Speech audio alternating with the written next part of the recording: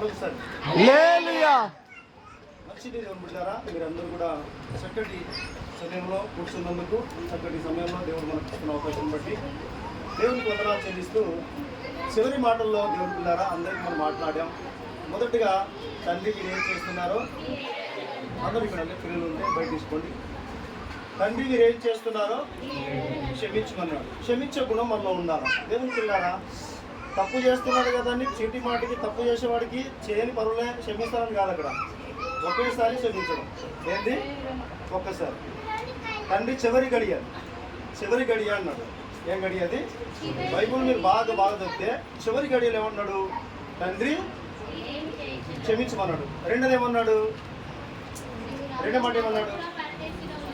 నీవు నాతో కూడా ఎవరు ఉంటారు పరదేశంలో? క్షమించబడ్డవాడు ఉంటాడు, క్షమాపణ కోరినవాడు ఉంటాడు. ఈ వాక్యంలో ఈ రెండో భాగాలు మనం చూస్తే 3 భాగాలు ఎవరి గురించి మాట్లాడాడు? ఆయన తన గురించి మాట్లాడాడు. మీరు బాగా 7 మాటల్లో ఈ 3వ మాటల్లో తన గురించి మాట్లాడాడు. ఈ 3 మాటలు తన విషయంలో మాట్లాడుతూ ఈ విషయాలు తీసుకొచ్చాడు ముందుకి. హల్లెలూయా. బాగా ఆలోచించాలా? ఈ 3 విషయాల్లో తన గురించి మాట్లాడుతూ 4, 5 ఈ 4, 5లో ఎవరి గురించి మాట్లాడారంటే ఈ లోకంలో జరుగుతున్న సమస్యల విషయంలో కావచ్చు, లేకుంటే మళ్ళీ తన గురించి మాట్లాడాడు కదా, తన బిడ్డల విషయంలో ఈ 3 విషయాలు, ఈ 2 విషయాలు తీసుకొచ్చాడు. 5, 6 విషయంలో తీసుకొచ్చాడు. 3, 4, 5 విషయాలు తీసుకొచ్చాడు. ఇవి కలిపి మళ్ళీ మాట్లాడాడు తండ్రితో. ఈ 6, 7 వచనాల్లో తండ్రితో మాట్లాడుతున్నాడు. మీరు బాగా గమనించాలి. ఈ ఒక్కొక్క మాటకు విరదీసి చెప్పాలంటే చాలా టైం పడుతుంటుంది. కాబట్టి ఈ 3 విషయాల్లో తన విషయంలో మాట్లాడాడు. 2 విషయంలో ఏం మాట్లాడాడు? ఎవరు మాట్లాడాడు? కరెక్ట్గా చెప్పండి. ఈ విషయంలో మాట్లాడాడు. ఈ 2 మాటలు ఎవరి విషయంలో మాట్లాడాడు? తండ్రితో మాట్లాడాడు. చూడండి దేవుని పిల్లారా, బైబిల్ గ్రంథం మనం బాగా చదువుతున్నప్పుడు ఈ లోక సువార్త 23వ అధ్యాయం 46వ వచనంలో మరండి 7వ మాటగా చదువులో, అప్పుడు యేసు గొప్ప శబ్దంతో కేక వేసి తండ్రి. ఇప్పుడు వినండి. అప్పుడు యేసు ఏం చేశాడంట? గొప్ప శబ్దంతో కేక వేశాడంట. కేక ఎప్పుడు వేస్తారు? మీరు చెప్పండి ఒకసారి. కేక ఎప్పుడు వేస్తారండి? మీరందరూ ఇక్కడ తల్లులైన వారు ఉన్నారు. ఎప్పుడు కేక వేస్తారు మీరు? గట్టిగా చెప్పాలి. వాక్యం బట్టి ఆ యేసుక్రీస్తు మనసులో పెట్టుకొని మనము పెట్టి మనం మాట్లాడాలి. ఎప్పుడు కూడా వేరుగా మాట్లాడద్దు. యేసుక్రీస్తులు గొప్ప కేకేస్తాడు. మీరు ఎప్పుడు కేకేస్తారు? మీరు ఎప్పుడు కేకేస్తారంటే మీ మొగుడు కొట్టినప్పుడా, మీ భర్త కొట్టినప్పుడా, లేకపోతే మీ కొడుకు కొట్టినప్పుడా, మీ అమ్మ కొట్టినప్పుడా, మీ అయ్య కొట్టినప్పుడా? ఎప్పుడు కేకేస్తారు?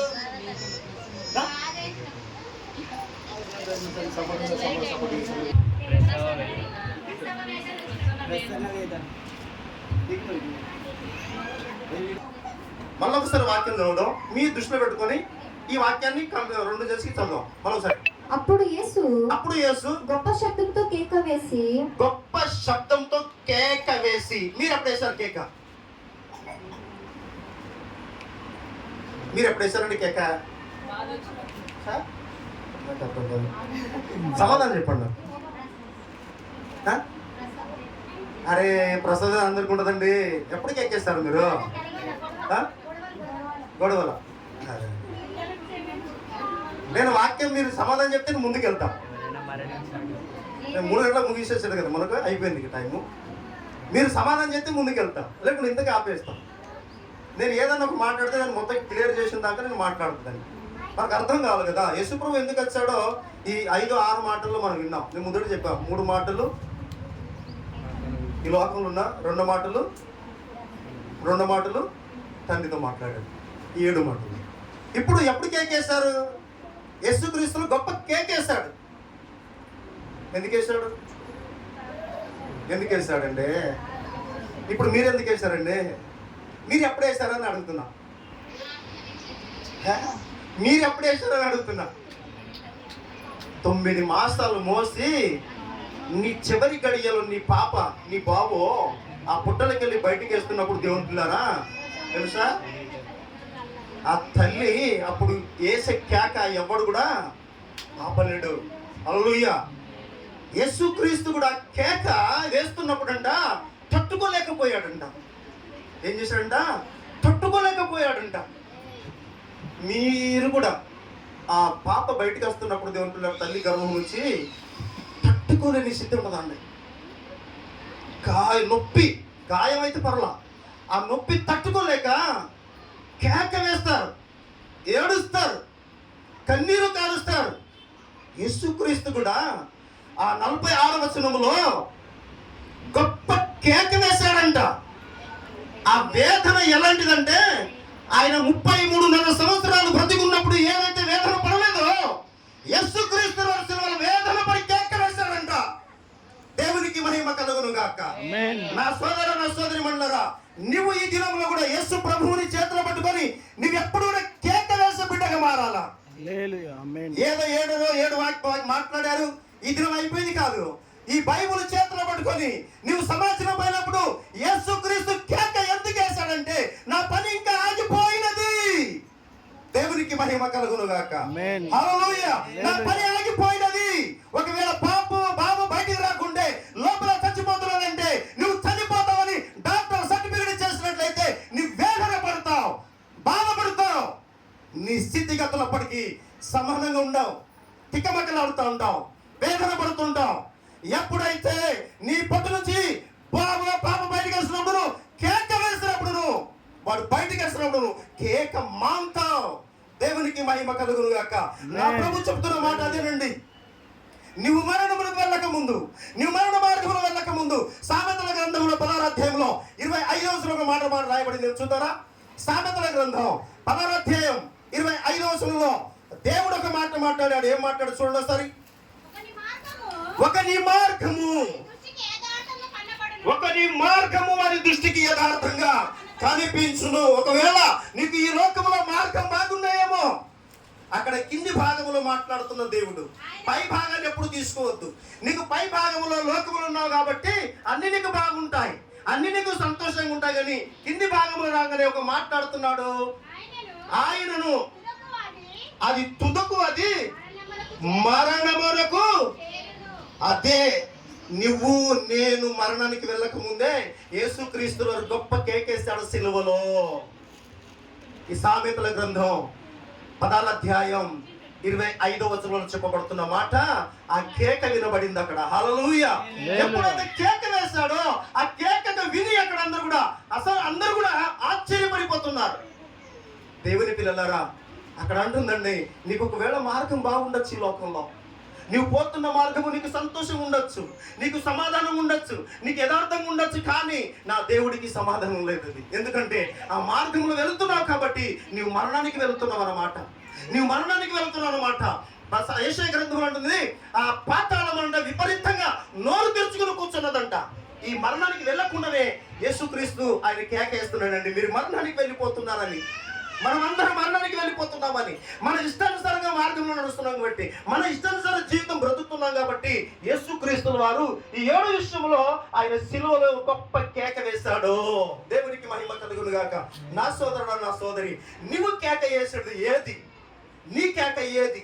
ఆ దినము ఆయన సిలువ వేయమని కేకలు పెట్టారు. ఆ కేకలు దేవుడికి వ్యతిరేకంగా ఉన్నాయి. నువ్వు సమాజంలో కేక వేస్తున్నావు, నీ కేకలు సమాజానికి వ్యతిరేకంగా ఉన్నాయని బైబిల్ మనతో మాట్లాడుతుంది. దేవుని పిల్లారా, దేవునికి మహిమ కలుగును గాక. ఈ విషయాల్లో మనం గమనించినట్లయితే ఒక మాట సామెతల గ్రంథంలో 15వ అధ్యాయంలో 22వ వచనము 23వ వచనంలో ఈ 2 వచనాలు కలిపి మనం చదువుతారండి ఒకసారి. న్యాయ విధులను, బాగుండండి, బాగా వినాలి అందరు కూడా. ఏమంటండి? న్యాయ విధులను, న్యాయ విధులు చెరుపుటకై 22వ వచనం 22వ వచనం. సంతోషము గల మనసు వండర్ఫుల్ అండి. ఈయన ఎందుకు రాశాడో ఎందుకు రాయబడిందో నాకు తెలియదు, కానీ మన బతుకులు మారాలని రాయబడ్డాయి. హల్లెలూయా. ఏం మారాలంట? ఎవరు రాశారు ఇది? మహాజ్ఞాని అయిన సొలొమోన్ రాజు గారు ఏం రాస్తున్నాడంట? 15వ అధ్యాయము 15వ అధ్యాయము 22, 23 వచనంలో సంతోషము గల మనసు ఆరోగ్య కారణము. ఏం చేయాలండి? మనం ఆరోగ్యంగా ఉండాలంటే ఫస్ట్ ఏముండాలా? ఏమ్మా చెప్పండి. సంతోషం. నువ్వు ఆరోగ్యంగా ఉండాలంటే డబ్బు కాదు ఆరోగ్యం, ఆరోగ్యం కావాలంటే సమస్తం కాదు నీలో. నువ్వు సంతోషంగా ఉండి ఏంటంట సంతోషము గల మనస్సు, సంతోషము గల మనసు ఆరోగ్య కారణము, ఆరోగ్య కారణము. ఆయన శిలువ మీద అందుకే కేకేస్తాడు. నువ్వు సంతోషంగా ఆనందంగా ఉండాలని ఆయన కేకేస్తాడు. ఆ కేక నువ్వు గమనించాలా. నలిగిన మనసు, నలిగిన మనసు ఎముకలను ఎండిపోచేయును, ఎండిపోవచ్చేయను. న్యాయ విధులను చెరుపుటకై 15, 22, 23 వచనమేనా? విధులను చెరుపుటకై, న్యాయ విధులు చెరుపుటకై దుష్టుడు ఒడిలో నుండి, దుష్టులు ఒడిలో నుండి లంచము పుచ్చుకొనును, లంచము పుచ్చుకొనును. నాకు అది డౌట్. చెప్పువారు లేని చోట ఉద్దేశములు వ్యర్థమగు. ఆలోచన చెప్పు లేని చోట ఏమైందంట? ఉద్దేశం వ్యర్థం. ఆలోచన చెప్పేవారు కావాలి మనకి. ప్రభుత్వాలకు ఏముంటారండి? ప్రభుత్వానికి ఏముంటారు? ప్రభుత్వానికి ఏముంటారండి? చెప్పబ్బా. ప్రభుత్వానికి ఏముంటారు? కలెక్టర్లు ఉంటారు, సలహాదారులు, కలెక్టర్లు, సలహాదారులు అంటారు. సామెతల గ్రంథంలో 15వ అధ్యాయంలో అదే మాట్లాడుతుంది. చదవండి మీరు ఇప్పుడు వాక్యం. సలహాదారులు లేకుంటే మనం బ్రతకలేమండి. సలహాదారులు ఎవరైతే మాట వింటారో ఆ మాటలో ఆశీర్వాదం ఉంది, వారు బ్రతకడానికి అవకాశం ఉంది. హల్లెలూయా. చదవమ్మా. ఆలోచన చెప్పువారు, ఆలోచన చెప్పువారు బహుమంది ఉన్న ఎడల, ఆలోచన చెప్పువారు బహుమంది ఉన్న ఎడల ఉద్దేశములు దృఢపడును. ఒక్కసారి ఆలోచన చెప్పువారి బహుమంది ఉన్న ఎడల, బహుమంది ఉన్న ఎడల ఉద్దేశములు దృఢపడును, ఉద్దేశములన్నీ కూడా దృఢపడును, పడును. సరిగా ప్రత్యుత్తరం ఇచ్చువానికి, సరిగా ప్రత్యుత్తరం ఇచ్చువారికి దాని వలన సంతోషము పుట్టును, దాని వల్ల సంతోషము పుట్టును. దేవునికి మహిమ కలుగును గాక. ఈ దినంలో మనం అందరూ సంతోషంగా ఉన్నామంటే శిలువ మరణం పొందాడు అనమాట. కేకేస్తాడు ఆయన. ఓ కేక వినుతున్న మనం అందరం కూడా, వింటున్న మనం అందరం కూడా యెషయా గ్రంథము నీ జీవితంలో 53 అధ్యాయాలు నీ జీవితంలో రోజు చదివితే ఆ ప్రతిదీ కూడా 7 అధ్యాయాలు చెప్తున్న మాటలో, 7 మాటలు చెప్తున్న మాట, ఈ 12వ వచనాల్లో చూసిన మాటలో ఈ 3 వచనాలు కానీ, 3 మాటలు కానీ, 2 మాటలు కానీ, ఇంకా 2 మాటలు కానీ విడదీసి చెప్పినట్లయితే ఈ 53 అధ్యాయంలో చెప్పిన ప్రకారం అన్ని కూడా మన జీవితంలో ఒక మాటనైనా ఉన్నదా దేవుని పిల్లరా? ఇక్కడ నుంచి మీకు ప్రశ్న. ఈ 53 అధ్యాయంలో ఉన్న ఒక మాటనన్నా మనం నెరవేర్చబడుతున్నామా? నెరవేరుస్తున్నామా? ఉట్టిగా కాదండి. దేవుని సంఘంలో ఉన్నాడు. దేవుడు ఎందుకు వేసాడు ఈ లోకానికి వచ్చాడంటే ఆ తండ్రి చిత్త ప్రకారంగా భూమి మీదకి వచ్చాడు ఆయన. యెషయా గ్రంథం 40 అధ్యాయంలో కానీ, యోహాను సువార్తల 6 అధ్యాయంలో కానీ యేసుక్రీస్తు రావడము ఎందుకు వచ్చాడు ఆయన, ఎందుకు ఈ భూమి మీద జీవించాడన్న మాటను తీసుకుంటే మనం దేవుని పిల్లరా, ఆయన ఏదో ఒక పని కలిగి ఉన్నాడు కాబట్టి భూమి మీదకి రావడం జరిగింది. దేవునికి మహిమ కలుగును గాక. ఇక్కడ కూర్చున్న మీరందరూ కూడా దేవుని పిల్లరా, దేవుని ఉద్దేశం ఎరిగిన మీరందరూ కూడా, దేవుని ఆలోచన ఎరిగిన మీరందరూ కూడా ఆయన మనసులో మీరు ఉన్నట్లయితే దేవుని పిల్లరా, నీకు ఒక పని ఉంది. నువ్వు సువార్త చేస్తావా? దాన ధర్మాలు చేస్తావా? హాస్పిటల్కి వెళ్ళి సువార్త ప్రకటిస్తావా? హాస్పిటల్కి వెళ్ళి కడపత్రికలు పనిచేస్తావా? రోడ్డు మీద ఉన్న వారికి భోజనం పెడతావా? వస్త్రం లేనికి వస్త్రం ఇస్తావా? నీ ఇష్ట ప్రకారంగా ఈ 53 అధ్యాయంలో జరిగిన సంఘటనలో ఒక్క విషయాన్ని నువ్వు తీసుకొని ముందుకు సాగినట్లయితే ఎవరు చెప్పే అవసరం నీకు లేదు. హల్లెలూయా. అందుకే అంటుంది వాక్యం దేవుని పిల్లరా, 15వ అధ్యాయంలోని ఇక్కడ 23వ వచనంలో కానీ అదే విషయంలో 31వ వచనంలో కూడా చదువుతాము ఒకసారి. సామెతల గ్రంథం చివరిది ఆ వాక్యం. జీవార్థమైన ఉపదేశములను, హల్లెలూయా, జీవార్థమైన ఉపదేశం. ఆహారము కాదు, అన్నము కాదు, మనిషికి జీవార్థమైన ఉపదేశములు మనం ఉన్నట్లయితే మనం పెరుగుతాం దేవుని పిల్లారా.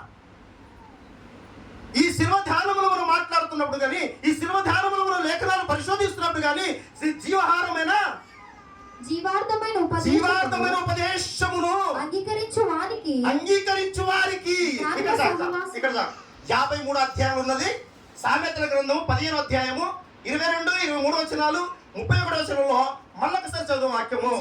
జీవార్థమైన ఉపదేశము అంగీకరించేవారు కావాలి, వట్టి వచ్చి వెళ్ళిపోయిన వారు కాదండి. ఇక్కడ నువ్వు ఇన్ని సంవత్సరాల ఈ వాక్యం వింటున్నావు.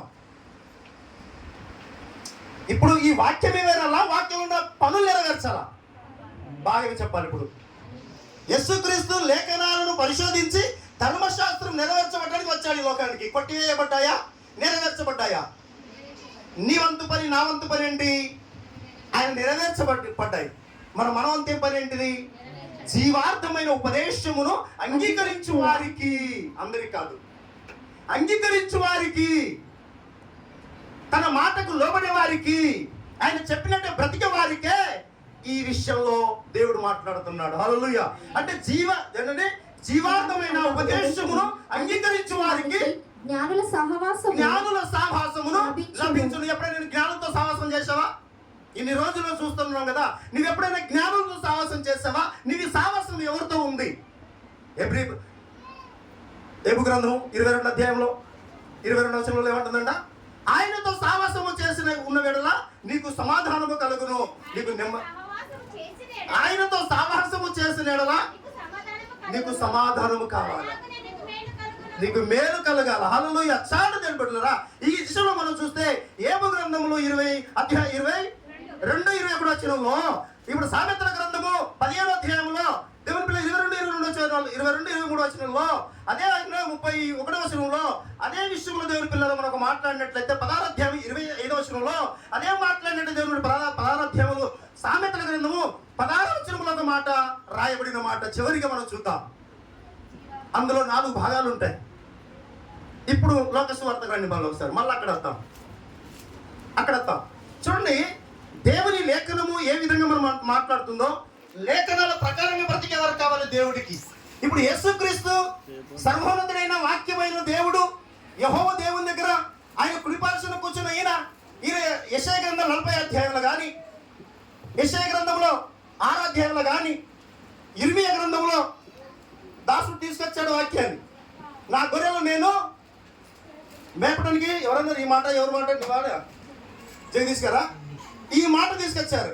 నిజంగా ఈ మాటలు మనలో ఉండాలంటే నువ్వు ఆయన ఉద్దేశం నెరవేర్చే వ్యక్తి కావాలి, వ్యక్తురాలు కావాలి. దేవునికి మహిమ కలుగు. మనకు సర్వకించదు. అప్పుడు యేసు గొప్ప శబ్దంతో కేక వేసి తండ్రి నీ చేతికి నా ఆత్మను అప్పగించుకొనుచున్నాను నేను. ఇప్పుడు ఏం చేస్తున్నాడంటే ఆత్మ వేరు, శరీరం వేరు, ప్రాణం వేరు, అన్ని 3 ఒక దగ్గర ఉన్నాయి. ఆత్మ ఉంది, శరీరం ఉంది, ప్రాణం ఉంది. మీరు ఒకటే యోహాను పత్రికలు మీరు చదవచ్చండి. ఆత్మ, శరీరము, ప్రాణం. ఇప్పుడు ఆత్మ ఎవరికి అప్పచెప్తున్నాడు? ఇప్పుడు నేను ఒక మాట చెప్తా. ఈ బ్రదర్కి ఒక వస్తువు ఇచ్చా, తీసుకోండి సార్. ఇది ఈ అయ్యగారికి ఒక వస్తువు ఇచ్చా, నేను వెళ్ళిపోయా, నేను చచ్చిపోయా అనుకోండి. ఈ వస్తువు ఏం చేయాలి? నేను చచ్చిపోయినాక చెప్పాలి గట్టిగా. సార్ మీరు లేచినవ్వండి సార్. చివరికి మాట, ఆయన చేతులు ఏమి ఇచ్చామండి? అని ఏమి ఇచ్చామండి? తాళములు ఇచ్చాం. ఏమిచ్చాం? తాళములు పెట్టాం. ఇచ్చిన వ్యక్తి ఏమైపోయాడు? గట్టిగా చెప్పాలా, చచ్చిపోయాడు. ఎవరు ఇచ్చారు ఆయన చేతిలో? మధ్యవర్తిగా ఉన్నా నేను ఆయనకు ఈ వస్తువు తీసుకోండి సార్ అని ఇచ్చాను, పెట్టా, నేను చనిపోయినాక వస్తువుని ఏం చేయాలి? ఇప్పుడు ఆయన కాపాడాలన్నా చనిపోయిన వ్యక్తి చూస్తున్నాడని నువ్వు ఇచ్చాడే ఖర్చు పెట్టాలి దాన్ని, లేకుంటే భార్య ఎలా అమ్ముకోవాలి దాన్ని? ఏం చేయాలో చెప్పండి. మీ ఉద్దేశం, అందరికి ఉద్దేశం చివరిగా ఒక్కొక్కరు చెప్పండి. ఒక్కరేమన్నారండి? దాన్ని లెక్క పెట్టండి. ఒకరు లెక్క పెట్టండి సార్.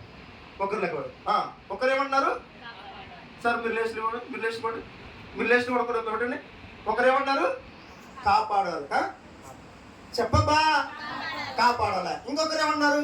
అందరూ ఒకటే మాట చెప్పద్దు. అయ్యా, రెండోది, ఈ ఒక్కొక్క అంశాన్ని గురించి నేను వాక్యం చెప్పగలను దేవుని పిల్ల. ఒకటి, మొదట అన్ని గుర్తుంది. ఒకటి, కాపాడుకోవాలా, నీ రక్షణ కాపాడుకోవాలా. రక్షణ పెద్దది. ఒక్కొక్క అక్షరాన్ని చెప్పగలను దేవుని పిల్లారా. ఫస్ట్ ఏం చేయాలి? ఇప్పుడు చెప్పండి రా నాయన, నువ్వేం చేయాలి? ఇప్పుడు వస్తువు అలాగుంది, ఈ వ్యక్తి చచ్చిపోయాడు, అది ఎక్కడ ఉంది వస్తువు, ఆయన ఏం చేయాలి? ఇప్పుడు కాపాడుకోవాలా. రెండోది, వినియోగించాలి. ఎక్కడ వినియోగించాలా? సారకొట్ల కథ కాదు. వినియోగించాలంటే అపొస్తలుల బోధ యందును, రొట్టె విరుచుట సావాసం అందును, ఎవరైతే పేదవాడు ఉన్నాడో అపొస్తలుల పాదాల కింద శిరస్సులో అమ్మేసి కాళ్ళ దగ్గర పడేస్తారో ఆ డబ్బుని అవసరతలను బట్టి వాడాలి. ఎవరికి వాడాలి? అది హాస్పిటల్లో ఉన్న వారికి, అనాథుల గురించి. సబ్జెక్ట్ విరివేరుగా ఉంటారు. ఇన్ని మాటలు చెప్తుంది. ఇంకొకరు ఏమంటారు? 2 మాటలు అయ్యాయి. ఒకటి కాపాడుకోవడం రక్షణ, రెండోది వినియోగించడం, మూడోది ఇంకా గట్టిగా చెప్పండి అబ్బా. మీరు రారా?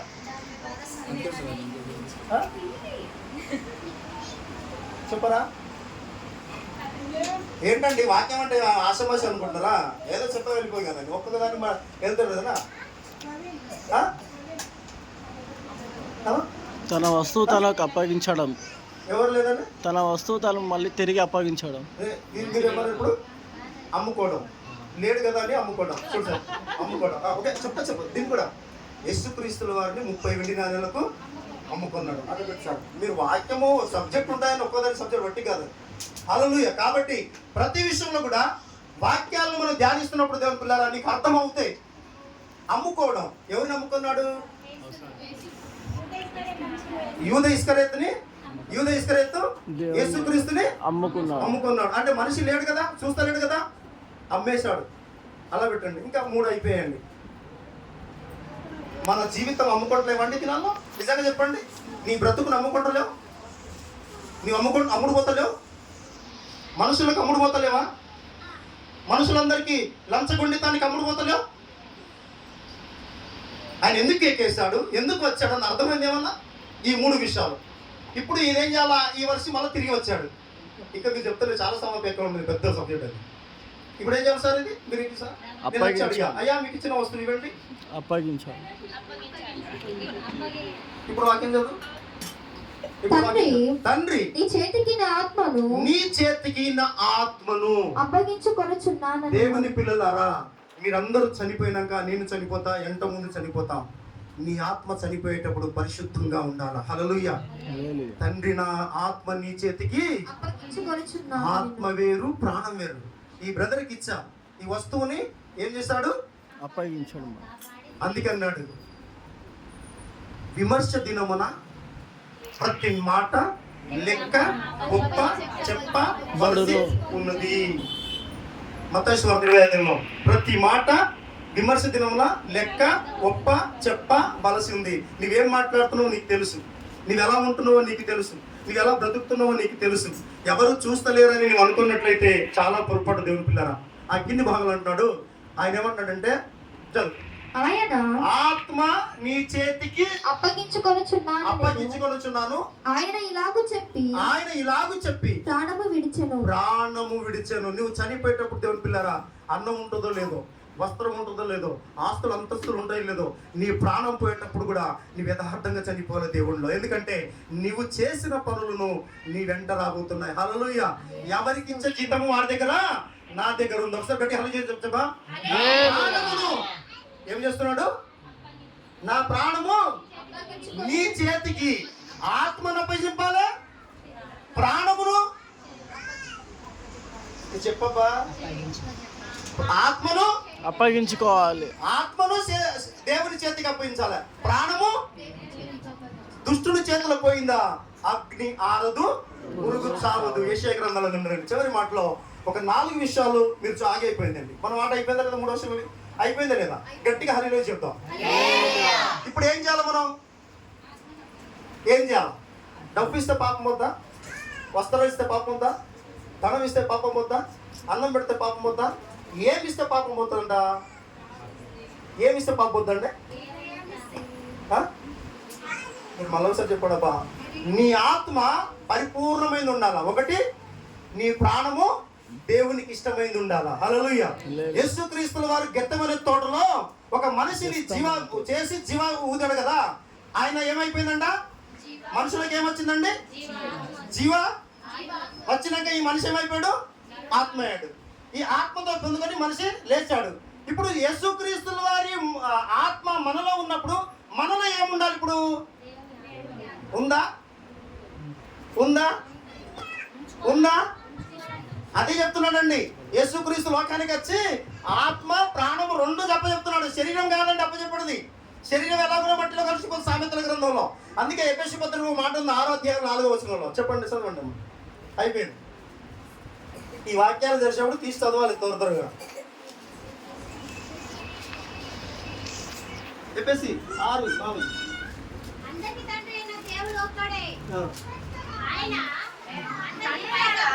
కాదనుకుంటారా? తన్- తల్లులారా, తండ్రులారా తండ్రులారా, మీ పిల్లలకు కోపము రేపక మీ పిల్లలకు కోపము రేపక ప్రభు యొక్క శిక్షలోను ప్రభు యొక్క బోధల్లోను బోధల్లోను వారిని పెంచుడి. వారికి పెంచండి. మన పిల్లలకి ఎక్కడ పెంచాలి ఇప్పుడు? నిజంగా పెంచుతున్నామా? ప్రభు బోధలో, ప్రభు పరిచయలో ఎంతమంది సేవకి ఇచ్చారు మీరు పిల్లలు? No chance. మనం ఇక్కడే ఓడిపోతున్నామండి. ఆయన మనసు మనలో ఎక్కడ ఉంది? ఆయన మనసు ఉంటే నువ్వేం చేయాలా? 4 పిల్లలు, 3 పిల్లలు ఉంటే 2 పిల్లలు సేవకు పంపించేసాయి. అది ఇవ్వడం చేత కాదు. ఆయన మనసు నీవులో ఉంటే ఇస్తావు. ఆయన ఏమన్నాడు? తండ్రులారా మీ పిల్లలను కోపం లేపక ప్రభు యొక్క శిక్షలోను బోధల్లోను వారిని పెంచండి. దేవునికి మహిమ కలుగును గాక. సామెతల 16:10 చూడండి. 4 విషయాలు ఉంటాయి దేవుని పిల్లలలో. 4 విషయాలు ఒక్కొక్క వాక్యానికి మనం చూద్దాం. ముగించేద్దాం. ముగించబడ్డది వాక్యం అప్పటికి.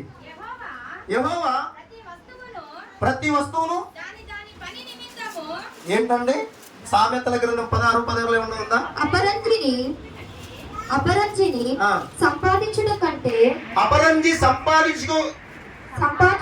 సంపాదించుట కంటే జ్ఞానమును సంపాదించుట ఎంతో శ్రేష్టము. జ్ఞానమును సంపాదించుట ఎంతో శ్రేష్టము. ఇప్పుడు ఏం కావాలి మనకు? మన గుణం ఎలా ఉండాలి? ఇప్పుడు నేను ఒకటే చెప్తాను, ఎంతో శ్రేష్టమైనది, ఎంతో శ్రేష్టమైనది. యేసుక్రీస్తులు ఆత్మ ఎంతో శ్రేష్టమైందంట.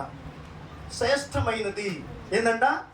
జ్ఞానమును సంపాదించుట ఎంతో శ్రేష్టమైనది. నంబర్ 1. నంబర్ 2, వెండిని సంపాదించుట కంటే తెలివిని సంపాదించుట ఎంతో మేలు. మేలు. ఏం సంపాదించాలంట? తెలివి కావాలి మనకి. 2ది. 3ది, చెడుతనమును విడిచి నడుచుటే యథార్థవంతులకు రాజ్యమార్గము. రాజ్యమార్గానికి పోవాలంటే ఏం కావాలి? ఇప్పుడు యథార్థత కావాలా. మనలో పాపం ఉండద్దు, మరి అబద్ధం ఉండద్దు, కక్షలు, క్రోధాలు, ఆకారం, ఆమోహం ఏముండద్దు మనలో. అదే మాట రాజ్య అంటే రాజ్య మార్గం. చెడుతనమును విడిచి ఏం విడవాలి మనం? ఏం విడవాలి మనం? ఏబు గ్రంథంలో 22వ అధ్యాయంలో 21-23 ఏముంది? నీ గుడారముల నుండి పాపమును తొలగించిన వెడల నీవు పరిపూర్ణంగా మార్చబడదు, దుర్మార్గంలో వదిలేయమంటుంది అక్కడ ఆ లేఖనంలో. ఏంటంటే ఇక్కడ చెడుతనమును విడిచి నడుచుట. చెడుతనం అంటే ఏంటి? చెడుతనం అంటే ఏంటి? యెషయా గ్రంథంలో కునుకుతూ, ఓర చూపులు చూస్తూ, కాడగజ్జలు ఊపుతూ, కులుకుతూ నడుస్తూ. కులుకుతంటే ఏంటండి? కులుకుతంటే ఏంటి? కులుకుతంటే ఏంటండా? నీవు రాజ్య మార్గంలో వెళ్ళాలంటే నీలో ఏముండద్దు? ఓర చూపులు ఉండద్దు, కాళ్ళగజ్జలు ఊపద్దు, కులుకుతూ నడవద్దు. అప్పటిదాకా ఒకలాగా నడుస్తారు, మళ్ళీ అప్పటిదాకా ఒకలాగా నడుస్తారు, మళ్ళొక్కసారి ఒకలాగా నడుస్తారు, మళ్ళొక్కసారి ఒకలాగా నడుస్తారు. అవునా? చేశారా లేదు? వీళ్ళందరూ చేస్తున్నారా లేదా లోకంలో? అబ్బా అర్థం కదండి. చెడును విడిచి నడుచుటయే యథార్థవంతులకు రాజ్య మార్గం. 3 విషయాలు. 4 విషయాలు. తన ప్రవర్తన కనిపెట్టువాడు తన ప్రాణమును కాపాడుకొను. దేవునికి మహిమ కలుగును గాక. తన ప్రాణమును కాపాడుకొను. నీ ప్రాణం ఎంతమంది కాపాడుకుంటున్నారు? అయ్యా నేను పరలోక రాజ్యం చేరాలంటే ఈ భూమి మీద నాకు ఏ వద్దు, నా ప్రాణాన్ని నేను కాపాడుకుంటున్నాను. ఎంతమంది ఉన్నారండి? యేసు ప్రభు ఏం చేశాడు అక్కడ? ఆత్మను ప్రాణమును ఎవరికి అప్పచెప్పాడు? తండ్రి అయిన దేవుడికి అప్పచెప్పాడు. మనం భూమి మీద ఉన్నప్పుడంట తన ప్రవర్తన కనిపెట్టువాడు తన ప్రాణమును కాపాడుకొను. దేవునికి మహిమ కలుగును గాక. హల్లెలూయా. నీ ప్రాణమును కాపాడుకో, అంతే. నీ ప్రాణమును కాపాడుకుంటే ఈ లోకములో ఎన్నో రోజులు బ్రతుకుతా. నేను నీ ప్రాణాన్ని కాపాడుకొని చివరిగా అయ్యా నువ్వు ఈ లోకానికి పంపించావు కదా, నేను యథార్థవంతుగా బ్రతికానో లేదో ప్రభా, నీ చిత్త ప్రకారంగా నాకు తీర్మానం చెయ్యని నీ ప్రాణము నువ్వు కాపాడుకోలేదు. ప్రాణం ఎవరు కాపాడాలి చెప్పండి? ఇప్పుడు ఎవరు కాపాడాలంటే? ఎవరు కాపాడాలండి? ఎవరు కాపాడాలి? భర్తనా, భార్యనా, పిల్లలా? నీ ప్రాణాన్ని నువ్వే కాపాడుకోవాలా. నా ప్రాణము నా ఆత్మ దేవుని సన్నిధికి వెళ్ళాలంటే అందుకని నా ఆత్మ తండ్రి చేతికి అప్పచెప్పి ఆయన ఏం చేయడంట? ప్రాణం నిలిచాడంట. లేచి నిలబడదాం, ప్రార్థన చేసుకుందాం. అందరూ లేచి నిలబడదాం, ప్రార్థన చేసుకుందాం. లేచి నిలబడి ప్రార్థన చేసుకుందాం.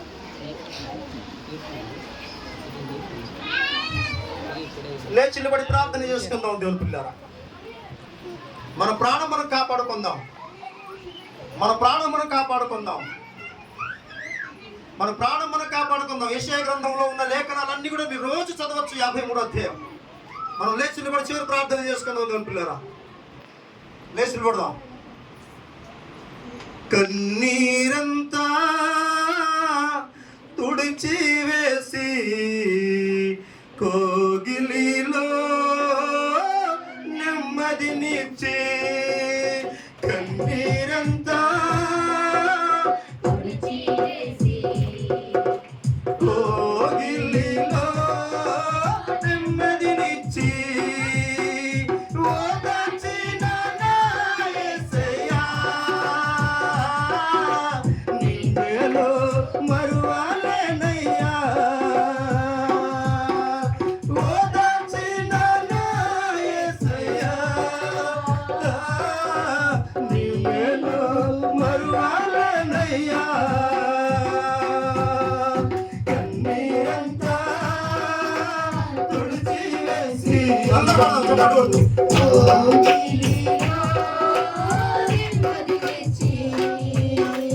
ఎవరు లేని ఒంటరివేనా ఉన్నవయ్యా తోడుగా.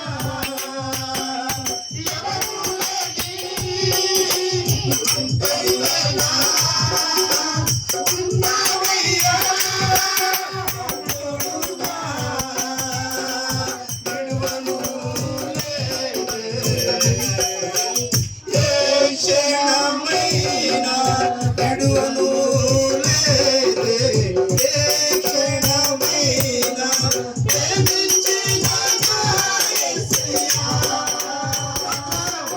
హల్లెలూయా.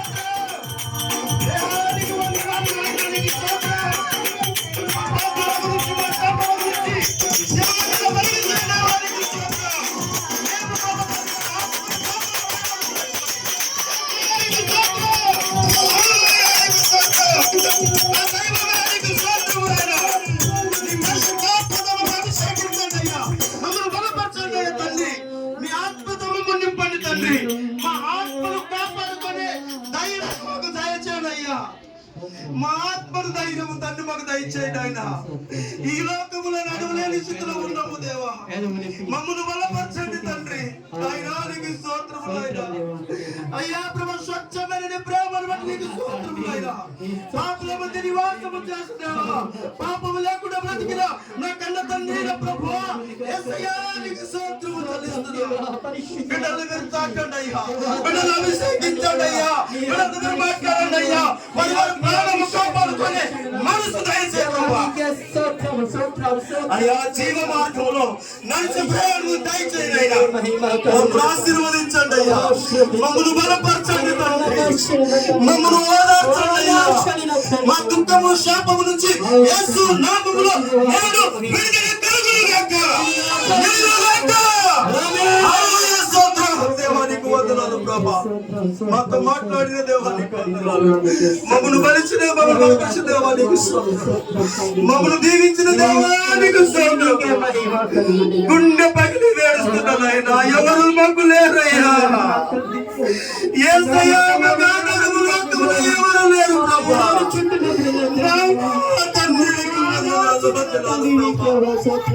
మమ్మను బలపరచండి తండ్రి నాయనా. అయ్యా, రుణము తీర్చలేము తండ్రి, గుండె పగిలి ఏడుస్తున్నామయ్యా. మమ్మను ఓదార్చవరు ఎవరు నాయనా. నా దేవానికి స్తోత్రం, నా ప్రభువానికి స్తోత్రం, నా దైవానికి స్తోత్రం. యేసుక్రీస్తు నామములో మేమందరూ దీవించబడును గాక. యేసు నామములో దుష్ట శక్తులు పారిపోవును గాక. పారిపోవును గాక. యేసు నామములో ప్రతి బిడ్డ మారుమనసు గాక.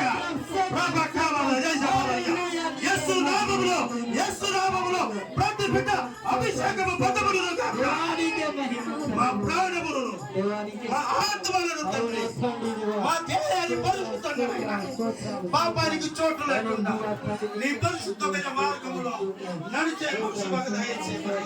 మమ్మల్ని బలపరచుతాను, మమ్మల్ని ఓదార్చుతాను. 7 మాటలు మాకు సహాయం చేస్తారు. మొదటి మాట అయ్యా కుమార్తెని దీవించండి. 2వ మాట కుమార్తెని దీవించండి. అయ్యా 3వ మాట కుమార్తెని దీవించండి. అయ్యా ప్రభు 4వ మాట కుమార్తెని దీవించండి. 5వ మాట కుమార్తెని దీవించండి. 6వ మాట ప్రభు కుమార్తెని దీవించండి. 6వ మాట నన్ను దీవించండి ప్రభు. అయ్యా అన్ని సమస్యలు మీ పాదాల మీద బిడ్డల పరిశుద్ధులు, అయ్యా భక్తుల పరిశుద్ధులు, భార్యల పరిశుద్ధులు, ఉద్యోగ పరిశుద్ధులైన, వ్యాపార పరిశుద్ధులైన, అయ్యా పురుషులతో బాధపడుతున్న తండ్రి, కుటుంబ సమస్యలతో వేదన పడుతున్న దుష్ట శక్తులు ఎవరికి దర్శనము గాక, తొలగించబడును గాక. అయ్యా నీకు స్తోత్రం. ప్రతి బంధకాల నుంచి మా జీవితాన్ని విడుదల కలిగించుకొని మాతో అందరితో మాట్లాడుతున్నా దైవమానికి వందనాలు, దైవమానికి స్తోత్రం. చివరి ప్రార్థనలు చేస్తున్నాం. ప్రవీణ్ ముందుకొచ్చి ప్రార్థన చేయ, ప్రవీణ్ ముందుకొచ్చి ప్రార్థన చేయనైనా. హల్లెలూయా, స్తోత్రం నాయన. నా దైవమానికి స్తోత్రం.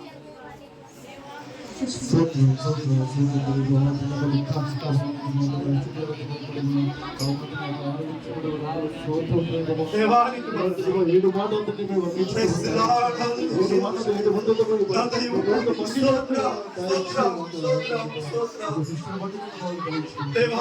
వందనాలు, వందనాలు పరిశుద్ధానికి వందనాలు దేవా.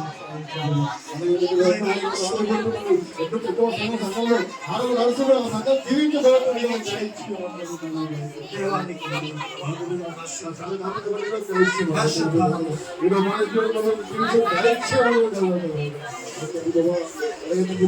운동하는 만들어지고 마스터 받고 마음이 가고 만들어 되게 날치하는 거고 우리 아내들은 일단은 누가 누구는 나한테 Praise the Lord.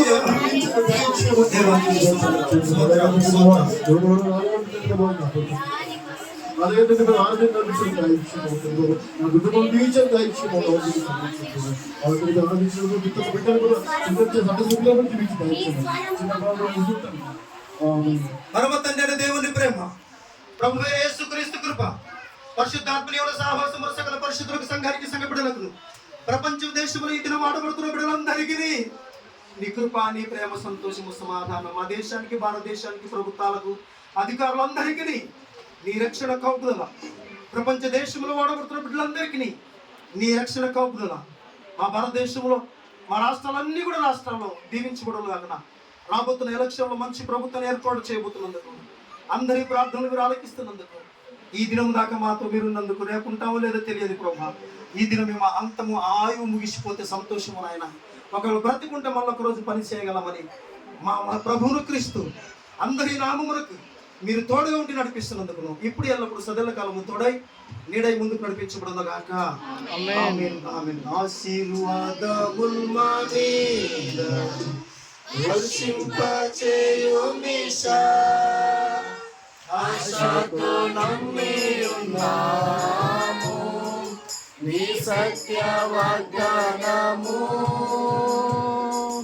ఈ మారి మీద కుమ్మరించుము దేవా, రమ్మన ప్రేమ వర్షము కుమ్మరించుము దేవా.